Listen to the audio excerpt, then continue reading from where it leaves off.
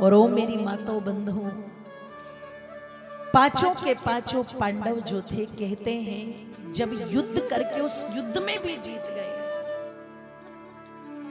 और महाराज द्रुपद जो है आए हैं और आकर के पांचों पांडवों ने अपना परिचय दिया और कृष्ण जी ने बड़ी बुद्धिमत्ता से सबको शांत किया। तो जरा ध्यान से सुनना, यहां कहते हैं द्रुपद ने दूतों को भेजा, किसके पास? माता कुंती के पास। आप क्या सुनते हैं? पांचों के पांचों पांडव लेकर के गए द्रौपदी को, और कुंती माता उस समय कुम्हार की झोपड़ी में बैठी हुई चूल्हा जला रही है और पांचों के पांचों पांडव ने कहा हम एक चीज लेकर के आए हैं मां। यही सुना कि नहीं सुना? और मां ने उत्तर क्या दिया? जोर से बोलो। पूरी महाभारत में कहीं नहीं है।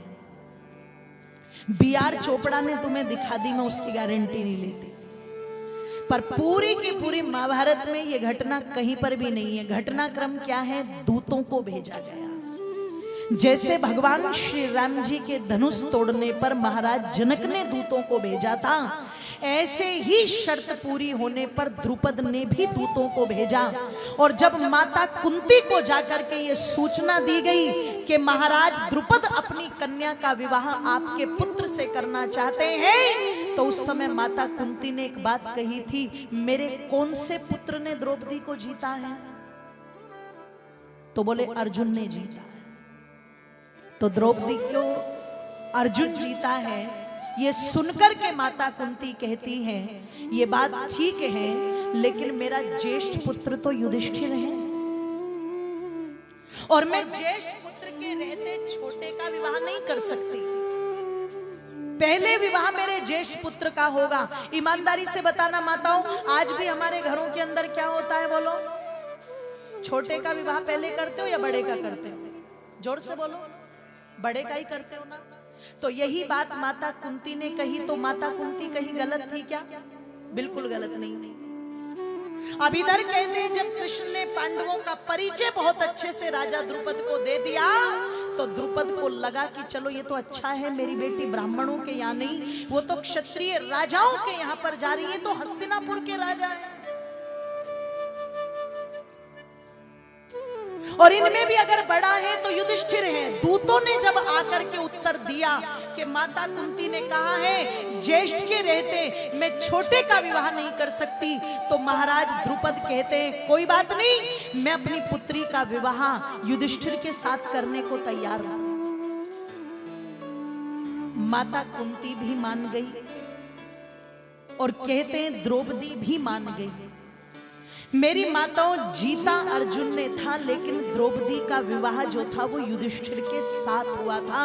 आप पूरी महाभारत पढ़ेंगे तो द्रौपदी को युधिष्ठिर की पत्नी वहां पर बताया गया है। वो पांचों की पत्नी नहीं थी, पांचाल देश के होने के कारण उसको पांचाली कहा जाता था मेरी माताओं, न कि पांचों की पत्नी होने के कारण। अरे आप खुद सोचो, विचार करो, एक गरीब से गरीब पिता भी अपनी पुत्री का विवाह दो के साथ नहीं कर सकता। कर सकता है क्या वो? तो एक राजा होकर के क्या वो इतना मूर्ख होगा? आप चिंतन करना। ये जो मनमाने दोष लगाए गए हैं और द्रौपदी को 5 पतियों की पत्नी बताया गया है, ये महाभारत के और महर्षि व्यास के बिल्कुल विरुद्ध बात है। युधिष्ठिर महाराज के साथ में कहते हैं द्रौपदी का पाणी ग्रहण संस्कार हुआ और यहीं से कृष्ण जी की मित्रता हो गई पांडवों के साथ। और कहते हैं जब चल कर के पहुंचे हैं और मिले हैं, बुआ से आशीर्वाद लिया है, तो बड़े प्रसन्न हुए हैं कृष्ण। और कहते हैं पांचों के पांचों पांडव कृष्ण से इतने प्रभावित हुए हैं। युधिष्ठिर वैसे तो बड़े हैं, कृष्ण जी पैर छूते हैं उनके, पर अपना करता धरता कृष्ण को मान लिया है, भैया अब तो जैसे तुम निर्देश करोगे हम वैसे ही चलेंगे। तो कृष्ण जी ने सबसे पहली सलाह क्या दी? एक काम करो, सबसे पहले तो जाओ और अपना राज्य मांगो। दूसरे का अधिकार छेड़ना नहीं चाहिए और अपना अधिकार, जोर से बोलो, छोड़ना नहीं चाहिए। अपना राज्य वापस मांगो। कहते हैं राजा द्रुपद के साथ संबंध होने से पांडवों की ताकत बढ़ चुकी थी और कौरवों को भी ये बात समझ में आ गई थी कि तो उन्होंने नानुकुर पर आधा राज्य जो है पांडवों को सर्वसम्मति से दे दिया गया और कहते हैं खंडव प्रस्थ का पूरा एरिया पांडवों के हिस्से में आ गया। उन्होंने इंद्रप्रस्थ को अपनी राजधानी बनाया जिसको वर्तमान में, जोर से बोलो, दिल्ली कहा जाता है। इंद्रप्रस्थ को अपनी राजधानी बनाया और कहते हैं जिस समय खंडव प्रस्थ को साफ किया जा रहा था, झाड़ झंकार काटे जा रहे थे और व्यवस्थित रूप से उसे बसाया जा रहा था, उसमें भी कृष्ण की बहुत बड़ी भूमिका थी। तो मय नाम के एक व्यक्ति से वहां पर भेंट हुई जिसके प्राणों की रक्षा अर्जुन ने की। तो उस मय नाम के व्यक्ति ने कहा मैं बहुत बड़ा विश्वकर्मा, यानी कि उस समय का बहुत बड़ा इंजीनियर, हे अर्जुन आपने मेरे प्राण बचाए हैं, नहीं तो कृष्ण तो मुझे मार देते अनजाने में, पर आपने मेरे प्राणों की रक्षा की है, बताइए मैं आपके लिए क्या कर सकता हूं। अर्जुन ने कहा अगर विश्वकर्मा हो तो फिर कुछ ऐसा बना दो कि पूरी दुनिया तुम्हारी प्रशंसा करे। कहते हैं माताओं, उस मैं नाम के व्यक्ति ने बहुत सुंदर विमान की आकृति वाला एक भवन, सभागार युधिष्ठिर महाराज के लिए तैयार किया जिसकी सबने प्रशंसा की। और अब युधिष्ठिर के मन में आया कि राजसू यज्ञ करना चाहिए, अपने साम्राज्य को बढ़ाना चाहिए, क्योंकि आधा राज्य मिला था। तो उस आधे राज्य में भी युधिष्ठिर महाराज धर्म के पूर्वक प्रजा का पालन करने लगे। खुद यज्ञ करने वाले हैं तो प्रजा में यज्ञ होने लगे, खुद ईश्वर भक्त हैं तो प्रजा ईश्वर भक्त बन गई। धर्म का पालन, शिक्षा की व्यवस्था, सबकी सहायता, और कहते हैं प्रजा के मन पर ऐसी छाप युधिष्ठिर महाराज ने बना ली जिसके कारण उनको धर्मराज कहा जाने लगा। आसान होता है ये कहना, गलती थी, बहुत बड़ी गलती थी कि काहे का धर्मराज जिसने जुआ खेला और अपनी पत्नी को जुए में रख दिया, बहुत बड़ी गलती थी। पर कह दूं, एक गलती को छोड़कर के अगर युधिष्ठिर महाराज के शेष जीवन को आप देखो तो कृष्ण भी उनके पैर छूते थे। और जब युधिष्ठिर ने ऐसा राज्य स्थापित किया माताओं, तो कहा जाता है आलम ये बढ़ा कि दूसरे छोर से भी आवाज उठने लगी, हम तो युधिष्ठिर को ही अपना राजा चुनेंगे। वातावरण बना तो युधिष्ठिर को लगा कि मुझे राजसू यज्ञ करके चक्रवर्ती सम्राट होने की घोषणा करवा देनी चाहिए। सबसे पूछा गया, सबने कह दिया करो करो करो, जल्दी करो जल्दी। पर माताओं जब कृष्ण से सम्मति ली है तो भगवान कृष्ण कहते युधिष्ठिर जी, जब तक जरासंध मगध में बैठा हुआ है और उसके अधीन जितने भी राजा हैं वो सब हैं, तब तक तो आपका चक्रवर्ती सम्राट होना संभव नहीं है। युधिष्ठिर महाराज बोले फिर तो सपना सपना ही रह जाएगा, क्योंकि जरासंध को लड़ने की ताकत मुझ में भी नहीं है। अब यहां कृष्ण की नीति देखना, कृष्ण ने कहा कोई बात नहीं, हमें जरासंध को समाप्त करने के लिए लड़ने की आवश्यकता ही नहीं है। आप तो एक काम करो, बस इस अर्जुन को और भीम को मुझे दे दो, और कुछ नहीं चाहिए। युधिष्ठिर ने कहा हम आपके ही तो हैं, जिसे चाहो ले जाओ। अर्जुन और भीम और कृष्ण तीनों के तीनों कहते हैं स्नातक की गुरुकुल के ब्रह्मचारी की वेशभूषा को धारण करके पहुंच गए मगध में। और मगध में भी सामने के द्वार से नहीं निकले, कहते हैं मगध में प्रवेश करने के लिए जो पीछे की दीवार थी उसको तोड़ करके मगध में प्रवेश किया। और कह दूं माताओं आप लोगों के मध्य में, दुनिया में बुरे से बुरे व्यक्ति के अंदर भी बहुत अच्छाई मिल जाएगी अगर ढूंढेंगे तो। और अच्छे से अच्छे व्यक्ति में भी कोई ना कोई कमी, जोर से बोलो, मिल जाती है। जरासंध में एक बहुत बड़ी अच्छाई ये थी कि जरासंध गुरुकुल के ब्रह्मचारियों का, ब्राह्मणों का बहुत सम्मान करता था।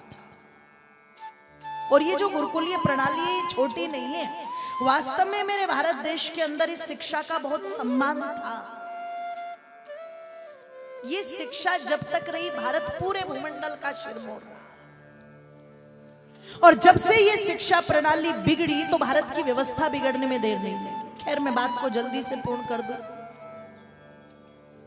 दीवार तोड़ करके कहते हैं जरासंध के राज्य में घुसे और किसी तरह से जरासंध तक सूचना भिजवाई। 3 स्नातक आए हैं काशी नगरी से चल करके। जरासंध ये सुनते के साथ तुरंत मिलने के लिए आया और कहते हैं प्रणाम किया, आदर किया और कृष्ण से तर्क वितर्क किए। भगवान कृष्ण जो इतने विद्वान थे उनसे बातें करके कहते हैं जरासंध बड़ा प्रसन्न हुआ और प्रसन्न होकर के कहा, हे मान्यवर, हे पुरोहितगण, आप तो इतने विद्वान हैं, आपसे तो मैं बातें करके बड़ा प्रसन्न हूं। अब मैं चाहता हूं अगर ये 2 महाराज भी मेरे कुछ प्रश्नों का उत्तर दे, मेरी जिज्ञासा को शांत कर दे तो मुझे बड़ा अच्छा लगेगा। तो कृष्ण जी क्या कहते हैं, मैं तो कुछ भी नहीं, ये तो इतने बड़े विद्वान हैं, इतने बड़े विद्वान हैं, साक्षात सरस्वती मां के पुत्र हैं। जरासंध की जिज्ञासा बढ़ गई। आइए हमारे मध्य में हमारे मुख्य अतिथि महानुभाव चल करके पहुंचे हैं। हम अपने अतिथि गणों का स्वागत करते हैं जोरदार करके ध्वनि से। बोलिए सत्य सनातन वैदिक धर्म की जय। कहते हैं माताओं, अर्धरात्रि को जरासंध आया और तब तक जरासंध को हर बात का पता लग चुका था। ये पीछे से आए हैं, आया है जरासंध और आकर के बैठा है सामने। और सामने बैठकर के माताओं कहा जाता है, जरासंध ने कहा, मान्यवर, आपको मैं पहचान चुका हूं। आप कोई ब्राह्मण तो नहीं है, लेकिन आपका यहां आने का क्या प्रयोजन है? आप मेरे हितैषी भी नहीं लगते। अगर हितैषी लगते तो मान्यता लेकर के आप सामने के द्वार से आते। अगर पीछे से आए हो तो इसका मतलब कोई ना कोई शत्रुता लगती है। अब जल्दी से बता दो कौन हो। कृष्ण जी ने परिचय दिया, मैं कृष्ण, ये पांडु पुत्र अर्जुन और भी। निश्चित आप हमारे हितैषी नहीं और ना हम आपके हितैषी हैं। आपके राज्य में आए हैं आपको मारने के लिए, आपसे युद्ध करने के लिए। और उसका कारण कि जितने राजाओं को तुमने बंदी बना रखा है, जिनको तुमने बलि करने का भी अपनी घोषणा कर रखी है, उन निर्दोष लोगों को ना तो हम बलि चढ़ने देंगे और ना उन धर्मात्मा राजाओं को हम बंदी बनने देंगे। तुम्हारे जैसे पापी की इस आर्यावर्त को कोई आवश्यकता नहीं है, इसलिए युद्ध करने के लिए आए हैं। किस स्थिति में युद्ध करना चाहते हो तुम, तो वो बताओ। और कहते माताओं, जरासंध पापी, ताकतवर तो था ही, चुनौती दी तो स्वीकार किया। और स्वीकार करके कहते भीम के साथ लड़ना स्वीकार किया। पूरे नगर में घोषणा हो गई, पूरा का पूरा मगध देश जो है देखने के लिए उपस्थित हुआ। और कहते हैं निरंतर निरंतर लड़ते रहे, कई दिनों तक लड़ते रहे दोनों योद्धा। निर्णय नहीं हो पा रहा कि कौन जीतेगा, पर निरंतर लड़ते लड़ते जब कहा जाता है लगभग 14-15 दिन के बाद जरासंध थक गया। इधर भीम भी थक चुके थे, पर कृष्ण ने उत्साह बढ़ाया। और शब्दों से उत्साह बढ़ा दो तो खून में भी आग लग जाती है। कृष्ण ने कहा, जब कोई पूरी तरह से टूट जाए वार करते करते तो थोड़ी ही चोट चाहिए उसे पूरी तरह बिखेरने के लिए। भीम समझ गए, जोश आया। मुक्के पर मुक्के मारने शुरू किए। तो निवेदन कर दूं आप लोगों के सामने, कृष्ण ने देख लिया था जरासंध पैरों से कमजोर है, तो भीम को संकेत किया और कहते हैं जैसे ही संकेत किया और भीम ने गदा का प्रहार जरासंध के पैरों पर किया, निचले हिस्से पर किया, तुरंत जरासंध वहीं के वहीं यमलोक पहुंच गया। और यहाँ पर कहा जाता है कृष्ण की, भीम की और अर्जुन की जय जयकार। बोलिए श्री कृष्ण भगवान की जय।